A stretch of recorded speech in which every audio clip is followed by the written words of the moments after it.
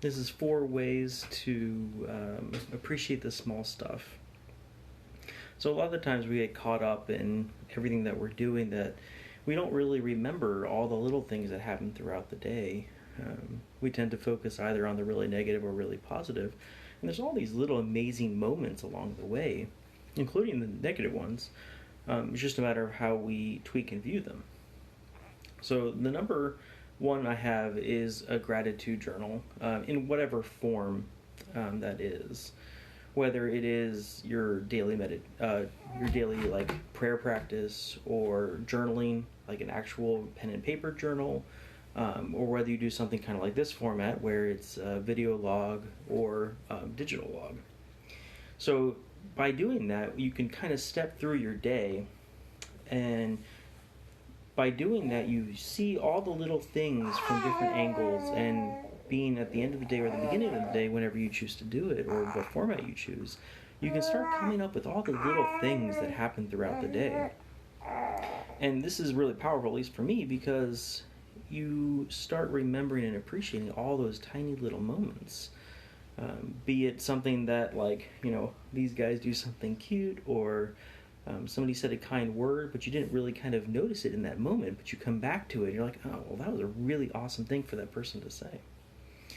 And what's really cool about writing it down or videoing it is a year from now, you can come back to that day and you're like, oh, what happened during that day? And that's another way of kind of going back and appreciating all the stuff that's happened. Number 2 is the expansion of awareness. And this can be done in many, many different ways.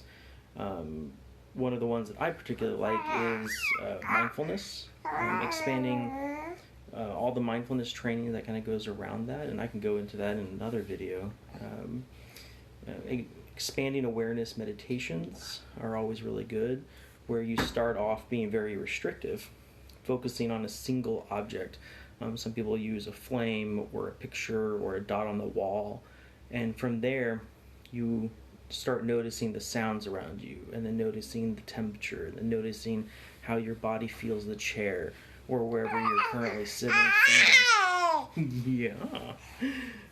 And then you start focusing your eyes wider and wider and wider, but you don't actually move your eye. You keep focusing on that spot, but you notice the things around you. Any kind of meditation will help a lot of times in that area too. Square breathing, I really enjoy that kind of meditation too. Just think of a square. You kind of go around the square. So whatever level you're at, let's say just 2 seconds. So you breathe in for 2 seconds, hold for 2 seconds, breathe out for 2 seconds, and then hold for 2 seconds. And as you get better, you can expand that out. Number 3 is simply just slow down and enjoy the moment. We get so caught up in our society that you have to keep moving fast and get those things done, and which is great. I mean, productivity is amazing, but at a certain point, you have to realize that a task list is a task list because there's always stuff to get done. So the objective is not always to reach the end of the task list, because there is no end. Enjoy the process of doing the tasks. So, for example, I'm going to use a horrible one because this is tax season, right? Doing taxes, right? I mean, most people absolutely detest doing taxes, but by reviewing your taxes, you see all the stuff that happened throughout the year, be it selling a house, buying stock, or whatever. But you have all these little moments throughout the year that you're compounding into one. It's like a journal, except taxes. It's not exactly the most fun thing in the world, but you can enjoy every task, because enjoyment or not enjoyment is really just simply a choice. It's how you view it. And the last one is multitasking.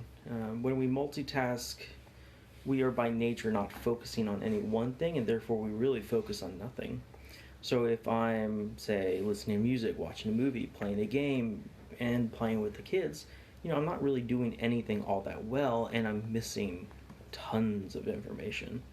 So I've tried to get into the habit of, whenever I'm doing something, I only do that one thing, if possible. I mean, obviously there are times where multitasking is necessary, but a lot of the times it's not. We're only doing it for what we think is efficiency, but we end up losing efficiency by multitasking.